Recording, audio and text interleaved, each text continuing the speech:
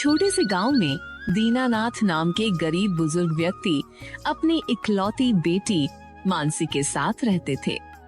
मानसी एक मेहनती लड़की थी। वह हर सुबह उठकर खेतों में चली जाती। मानसी की शादी की उम्र तो कब की हो चुकी थी, लेकिन बार बार रिश्ते टूटने से उसका दिल पूरी तरह टूट चुका था। इन टूटे हुए रिश्तों ने मानसी के मन पर गहरा घाव छोड़ दिया था। उसने मन ही मन तय कर लिया था कि वो अब शादी नहीं करेगी, पर उसके पिता को हमेशा उसकी शादी की चिंता लगी रहती थी। सुबह का समय था, गांव में हल्की हल्की धूप फैल रही थी। मानसी खेत जाने के लिए निकलने ही वाली थी, तभी उसके पिता दीनानाथ ने आवाज दी। अरे मानसी बेटी, जरा रुक तो सही। ऐसे खाली पेट खेत चली जाएगी क्या? सुबह से शाम हो जाती है। तुझे काम करते करते पहले थोड़ा कुछ खा ले, फिर चली जाना। अपने पिता का कहना मान ले बेटी। ठीक है पिताजी, जब आप इतने प्यार से कहते हो तो खा ही लेती हूँ। वैसे भी आपके हाथ का खाना खाए बिना काम में भी मन नहीं लगता। मानसी जैसे ही खाना खाने के लिए बैठी ही थी कि तभी खटखट की आवाज आती है। तू खाना खा बेटी, मैं देखता हूँ। अरे कौन है इतनी सुबह सुबह? अंदर तो आओ। दीनानाथ की आवाज सुनकर गांव की एक औरत अंदर आती है। प्रणाम दीनानाथ जी, मेरी बेटी रिया की शादी है, 20 तारीख को है। आपको और आपके पूरे परिवार को आमंत्रण देने आई हूँ, जरूर आइएगा। अरे वाह, बधाई हो। यह तो बहुत खुशी की बात है। आज सुबह सुबह आपने बहुत अच्छी खबर सुनाई। हम जरूर आएंगे। भगवान आपकी बेटी और दामाद की जोड़ी हमेशा सलामत रखे। दीनानाथ जी, एक बात कहूँ, बुरा मत मानिएगा। मेरी बेटी रिया तो उम्र में आपकी बेटी मानसी से काफी छोटी है, लेकिन देखो उसकी शादी होने वाली है। आपने अब तक मानसी की शादी क्यों नहीं की? एक बार उम्र निकल गई तो कोई अच्छा लड़का भी नहीं मिलेगा। अच्छा, मैं चलती हूँ, और भी घरों में निमंत्रण देना है। ये शब्द जैसे तीर बनकर दीनानाथ और मानसी के दिल में चुभ गए। दीनानाथ का चेहरा उतर गया और मानसी की आंखों में पुराना दर्द फिर से दिखने लगे। मानसी को एक एक करके अपने टूटे हुए रिश्ते, तानों भरी बातें और अपमान याद आने लगे। वो बिना कुछ कहे खेत जाने के लिए बाहर निकलने लगी। अरे बेटी, खाना तो खा ले। ऐसे खाना छोड़कर क्यों जा रही है? रुक जा बेटी, ऐसे खाली पेट मत जा बेटी, रुक ना। दीनानाथ बोलते रह गए, लेकिन मानसी बिना कुछ बोले चुपचाप खेत की ओर निकल गई। मानसी अपने खेत जाने के लिए नदी के किनारे वाले कच्चे रास्ते से गुजर रही थी। बहती नदी की आवाज उसके मन की बेचैनी को और बढ़ा रही थी। तभी रास्ते में उसे अपने बचपन की कुछ सहेलियां मिल गईं। अरे ओ मानसी, कभी हमारे साथ भी थोड़ा समय बिता लिया कर। आखिर हम सब तेरे बचपन की सहेलियां हैं। हमारे साथ हंस बोल लिया कर। हर वक्त काम करती रहती है। अरे मुझे तो लगता है ये खेती करते करते बूढ़ी ही हो जाएगी। देख, हम सब भी तेरी ही उम्र के हैं, लेकिन हमारी शादियां तो कितने साल पहले ही हो चुकी हैं। अरे बता तो सही, तू शादी आखिर कब करेगी? अभी तक बेचारी के 10 रिश्ते टूट चुके हैं। 11वां रिश्ता कब आ रहा है? अरे सहेलियों, अभी मुझे बहुत देर हो रही है। खेत में आज बहुत काम है। मैं तुम लोगों से बाद में मिलती हूँ, फिर आराम से बैठकर बात करेंगे। अभी मैं चलती हूँ। मानसी ने बड़े प्यार से उन लोगों को जवाब दिया और चुपचाप आगे बढ़ गई। उसके जाते ही वो लोग और भी ज्यादा हंसने लगी और उसे चिढ़ाने लगी। उसने पीछे मुड़कर भी नहीं देखा। उसका दिल अब और भी ज्यादा टूट चुका था। हे भगवान, आखिर तू मेरी कितनी परीक्षा लेगा? एक तो फसल ठीक से नहीं होती, ऊपर से ये लोगों के ताने। मैं सच में थक चुकी हूँ। हर किसी की बातें सुन सुनकर मेरा मन टूट गया है। उधर दोपहर के समय दीनानाथ गांव के कुछ बुजुर्गों और औरतों के साथ बैठे थे। सब अपनी अपनी बातें कर रहे थे। अरे सुना है, आज सुनैना ने अपनी बेटी रिया की शादी का निमंत्रण पूरे गांव में बांट दिया है। बहुत ही अच्छा दामाद खोज लाई है अपनी बेटी के लिए। बहुत अच्छे खानदान का लड़का मिल गया है उसे। अरे दीनानाथ भाई, पता नहीं तेरी बेटी की शादी कब होगी। बेचारी के सारे रिश्ते टूटते ही रहते हैं। सुना है अभी तक 10 रिश्ते टूट चुके हैं। कहीं तेरी बेटी में ही तो कोई खोट नहीं है? हाँ हाँ बहन, उसकी शादी भी जल्द ही होगी।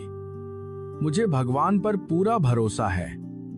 मेरी बेटी बहुत अच्छी है और सच्ची भी है। आपको चिंता करने की कोई जरूरत नहीं है मेरी बेटी की शादी की। दीनानाथ जी, आपने सही कहा। मानसी बहुत ही अच्छी लड़की है। उसके जितनी ईमानदार इस पूरे गांव में कोई नहीं है। और सुमित्रा जी, अभी आप हंस लीजिए, लेकिन देखना एक दिन मानसी की शादी जरूर होगी और बहुत ही सुंदर और नेक खानदान में होगी। तब आप देखती रह जाएंगी। थोड़ी ही देर में दीनानाथ वहाँ से उठकर चल गए। सुमित्रा शायद सही कह रही थी। पता नहीं मेरी बेटी की शादी कब होगी। मेरी तबीयत भी ठीक नहीं रहती। अगर मुझे कुछ हो गया तो मेरी बेटी का क्या होगा। अब लोगों का ताना नहीं सुना जा रहा है। अब मुझे कुछ ना कुछ करना ही होगा।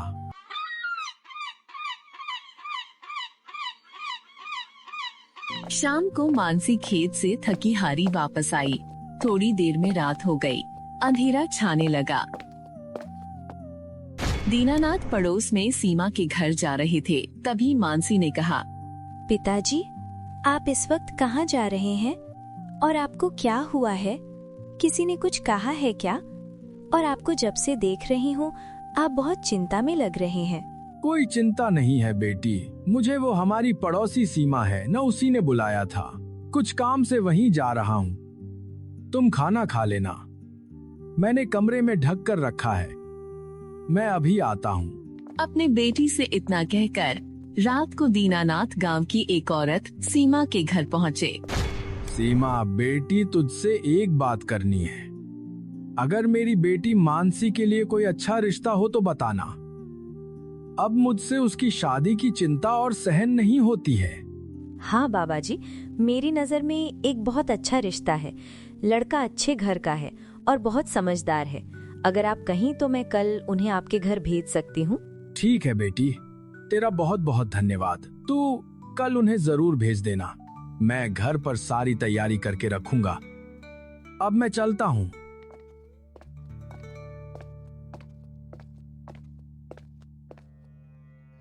बेटी मानसी, कल तू खेत पर मत जाना। कल सुबह हमारे घर मेहमान आने वाले हैं, इसीलिए तेरा घर पर रहना जरूरी है। तो कल घर पर ही रहना, ठीक है ना? मेहमान? कौन से मेहमान पिताजी? बताइए तो। क्या शहर से मौसी जी आने वाली हैं कि दूसरे गांव से मामा जी? कौन आने वाला है? बताइए तो सही। वो बेटी, कल तेरे लिए एक रिश्ता आने वाला है हमारे घर, इसलिए मैं चाहता हूँ तू कल घर पर ही रहे बेटी। पिताजी, फिर वही बात। मुझे अब शादी नहीं करनी है। अब तक मेरे 10 रिश्ते टूट चुके हैं और अब मेरा दिल भी पूरी तरह टूट चुका है। मैं नहीं करना चाहती शादी। फिर क्यों आप रिश्ते के लिए उन्हें घर बुला रहे हैं? एक आखिरी बार मेरी बच्ची, मेरी बात मान ले। भगवान ने चाहा तो इस बार जरूर रिश्ता पक्का हो जाएगा। सीमा बता रही थी कि लड़का अच्छे घर से है। मुझे तो लगता है इस बार बात पक्की जरूर हो जाएगी। दीनानाथ ने मानसी को प्यार से किसी तरह समझाकर मना लिया। मानसी भी अपने पिता की मर्जी के सामने कुछ नहीं बोल पाई।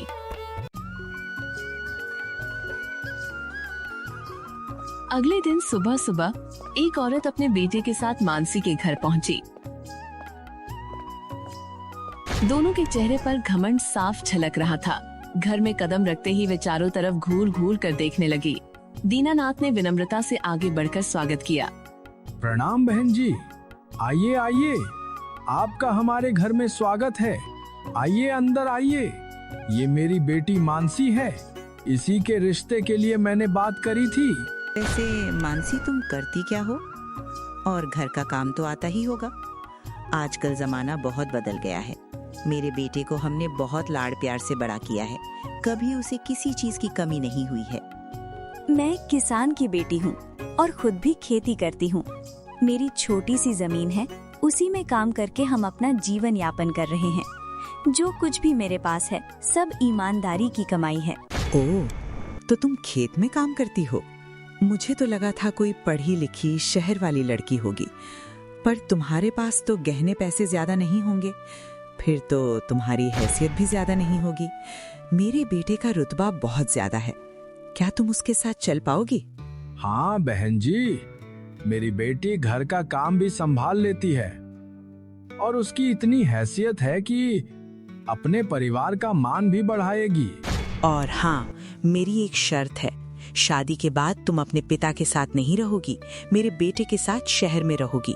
मुझे ये रोज रोज की बूढ़ों की सेवा वाली किचकिच नहीं चाहिए, ठीक है ना? ये सुनते ही मानसी और दीनानाथ के होश उड़ गए। दीनानाथ की आंखें भर आई। मानसी ने गुस्से से कहा, ये आप क्या कह रही हैं? घर के काम करना मेरे लिए कोई बोझ नहीं है, लेकिन मैं ऐसे लड़के से शादी नहीं कर सकती जो मुझे मेरे पिता को अकेला छोड़ने की बात करे। अगर मैं शादी करना भी चाहती हूँ तो सिर्फ अपने पिता की खुशी के लिए। अगर आपकी यही शर्त है तो ठीक है। मानसी बेटी, तुम शादी के बाद इनके साथ रहना, मैं अकेला रह लूंगा। तुम्हारी खुशी में ही मेरी खुशी है बेटी। पिताजी, आप ऐसा क्यों कह रहे हो? मैं आपसे अलग नहीं रह सकती।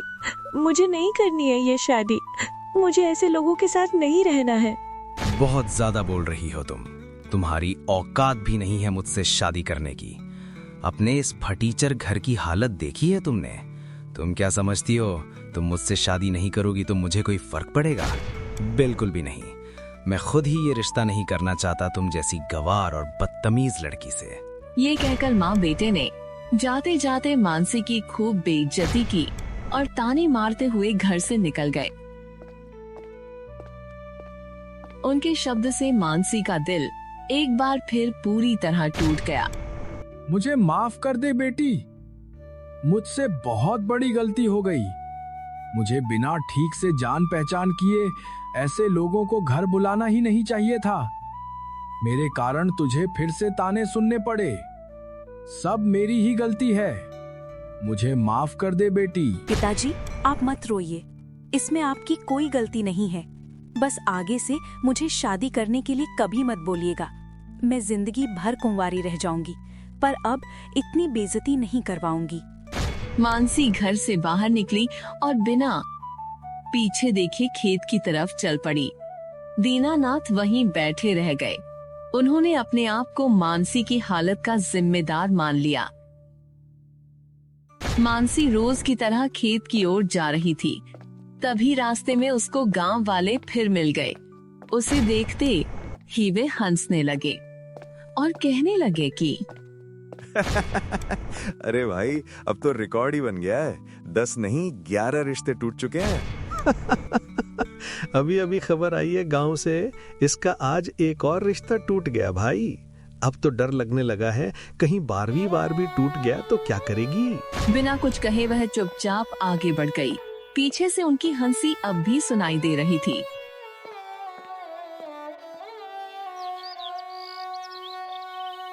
दोपहर का समय था।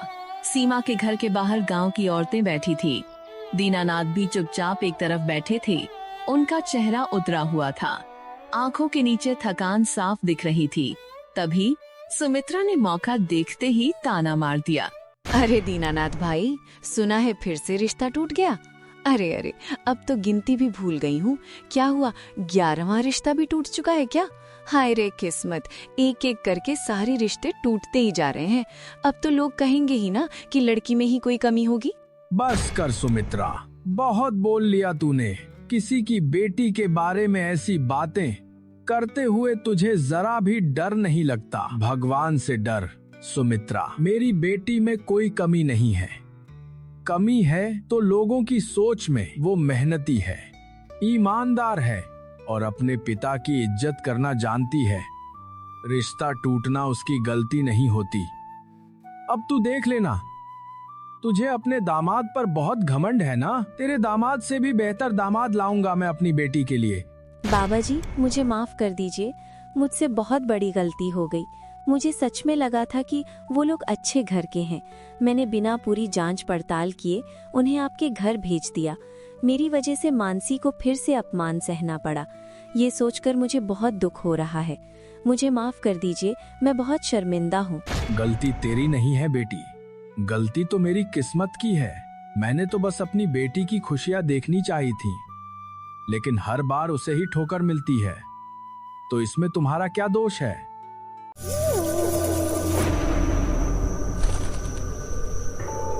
इतना अपमान सहने के बाद उस रात मानसी और दीनानाथ दोनों को ही नींद नहीं आ रही थी।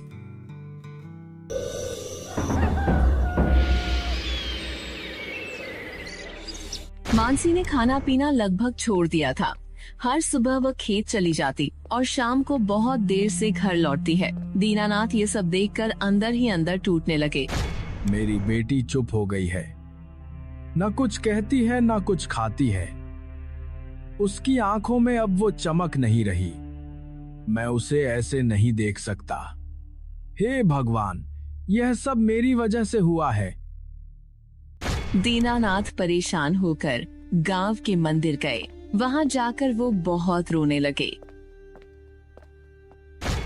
हे भगवान, मैंने तुझसे कभी धन दौलत नहीं मांगी, ना कोई बड़ा सुख मांगा। बस इतना चाहा कि मेरी बेटी खुश रहे, सिर उठाकर जी सके। लेकिन हर बार उसके हिस्से में ताने, अपमान और टूटे हुए रिश्ते ही क्यों आते हैं? अगर कोई सजा देनी है तो मुझे दे, पर मेरे बेटी के दिल को और मत तोड़। उसे वह सम्मान और सुकून दे जिसकी वह हकदार है, क्योंकि अब इस बाप से अपने बच्ची का दर्द देखा नहीं जाता। मंदिर के बाहर दीनानाथ बैठकर फूट फूट कर रो रहे थे। उनके आंसू रुकने का नाम नहीं ले रहे थे। तभी मंदिर के बाहर एक लंबा चौड़ा सुंदर और शालीन युवक आया। उसके कंधे चौड़े थे और चाल में एक गरिमा थी। साफ कपड़े, चेहरे पर मासूमियत और आंखों में अपनापन, मानो भगवान ने दीनानाथ की पुकार सुन ली। वह युवक दीनानाथ के पास आकर बड़ी विनम्रता और भारी आवाज में बोला, बाबा जी, क्या मैं आपसे कुछ पूछ सकता हूँ? मुझे आपकी मदद चाहिए थी। मेरा इस दुनिया में कोई नहीं है। मेरे माँ पिताजी दोनों अब इस दुनिया में नहीं रहे। मैं शहर में काम करता था, लेकिन वहाँ की बनावटी दुनिया मुझे रास नहीं आई। अब मैं कड़ी मेहनत करके अपना गुजारा खेती के जरिए करना चाहता हूँ। मुझे बस रहने के लिए एक छोटा सा घर चाहिए और थोड़ी जमीन। क्या आप मुझे बता सकते हैं कि यहाँ कहीं किराए का मकान मिल सकता है? लड़के की सादगी ने दीनानाथ का मन मोह लिया था। उन्होंने उसी पल तय कर लिया कि वह उसे अपना दामाद बना लेंगे। बेटा, तुझे किराए का नहीं, मैं तुझे तेरे खुद के घर ले जाना चाहता हूँ। बेटा, क्या तू मेरा दामाद बनेगा? मेरी बेटी से शादी कर ले। तू भी अकेला है, तुझे भी एक घर और एक परिवार मिल जाएगा। लेकिन बाबा जी, आप तो मुझे जानते भी नहीं हैं। मैं भी आपको नहीं जानता। मैं ऐसे अचानक किसी से शादी करने का फैसला कैसे ले सकता हूँ? बेटा, ऐसा लग रहा है कि भगवान ने तुझे आज मेरे सामने भेजा है, मेरी बेटी के लिए। मेरी बेटी बहुत अच्छी है बेटा, ईमानदार है, मेहनती है और पिता का मान रखने वाली है। बस उसकी किस्मत ही रूठी हुई है। उसके सारे रिश्ते टूट जाते हैं बिना उसकी किसी गलती के। वो तुझे बहुत खुश रखेगी और तुझे कभी अकेला नहीं छोड़ेगी। तू बस एक बार उससे मिलकर बात कर ले। अगर तेरा मन ना माने तो मैं कोई जबरदस्ती नहीं करूंगा बेटा। आर्यन को बुजुर्ग दीनानाथ की आंखों में सच्चाई और एक पिता की पीड़ा नजर आई। उसे पहली बार किसी अजनबी से इतना अपनापन महसूस हुआ। उसे भी एहसास हुआ कि शादी से उसे एक परिवार मिल जाएगा। इसलिए वह मानसी से मिलने के लिए तैयार हो गया। खेत के बीच मानसी झुकी हुई काम कर रही थी। दूर से दीनानाथ और आर्यन को आता देखकर मानसी चौंक गई। पिताजी, आप यहाँ क्या कर रहे हो?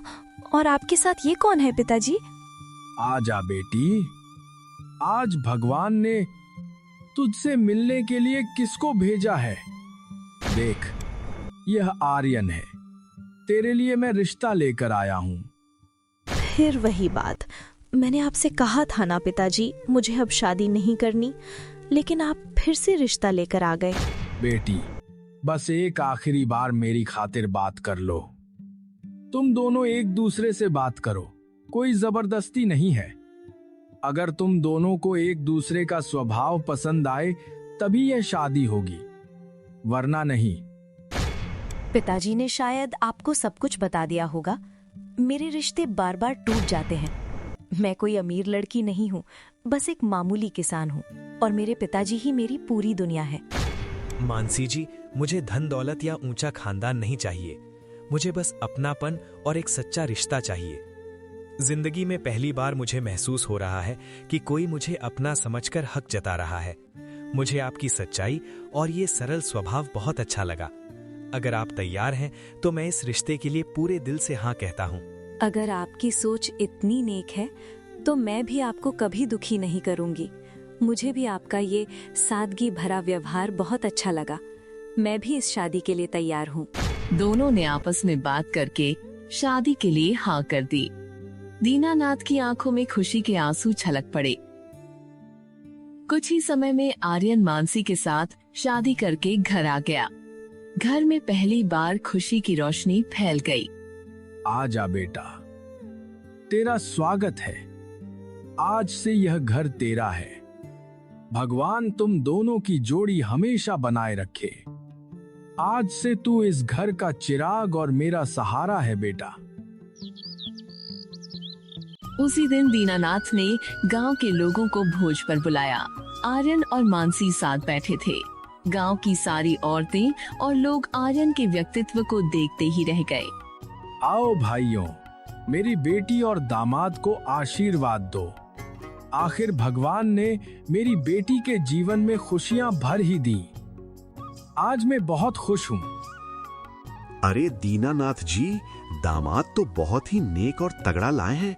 एकदम राजा बेटा लगता है। बहुत सुलझा हुआ और समझदार भी है। गांव की सबसे खुश जोड़ी अब आपके घर है दीनानाथ जी। आपने जो उस दिन सुमित्रा से कहा था, आखिर वो करके भी दिखा दिया। मैं सच में आपकी बेटी और दामाद के लिए बहुत खुश हूँ। गांव के लोग आर्यन और मानसी की तारीफ करने लगे। दीनानाथ का सीना गर्व से भर गया। मानसी बहुत खुश थी। उधर कोने में बैठी सुमित्रा का चेहरा उतर गया। वो मानसी की खुशी देखकर जलने लगी। आर्यन के घर में कदम रखते ही जैसे सब कुछ बदल गया। आर्यन अपने ससुर की बहुत आदर करता था और खेत में मानसी का हाथ बंटाता था। मानसी आर्यन से बहुत खुश थी। देखते ही देखते 6 महीने हो गए। मानसी के खेत की फसल पहली बार इतनी अच्छी हुई। तीनों ने हाथ जोड़कर भगवान का धन्यवाद किया। दीनानाथ और मानसी बहुत खुश थे। सब भगवान की कृपा है। बेटा आर्यन, तू सच में हमारे घर की खुशहाली बनकर आया है। तेरे कदम पड़ते ही सब ठीक हो गया। पिताजी, ये सब आपकी दुआओं और आशीर्वाद का फल है। मैं तो बस इतना चाहता हूँ कि भगवान मानसी को और आपको हमेशा ऐसे ही खुश रखे। मेरा घर अब यहीं है। कभी कभी जिंदगी हमें तोड़ती है ताकि सही समय पर सही इंसान से मिला सके। धैर्य, सच्चाई और एक पिता के विश्वास के आगे हर परीक्षा में जीत हो जाती है। आर्यन के आने से ये साबित हुआ कि जब भगवान कुछ देता है तो वह केवल रिश्ता नहीं, पूरी जिंदगी संवार देता है। वही मानसी के साथ हुआ आर्यन के उसके जीवन में आने से।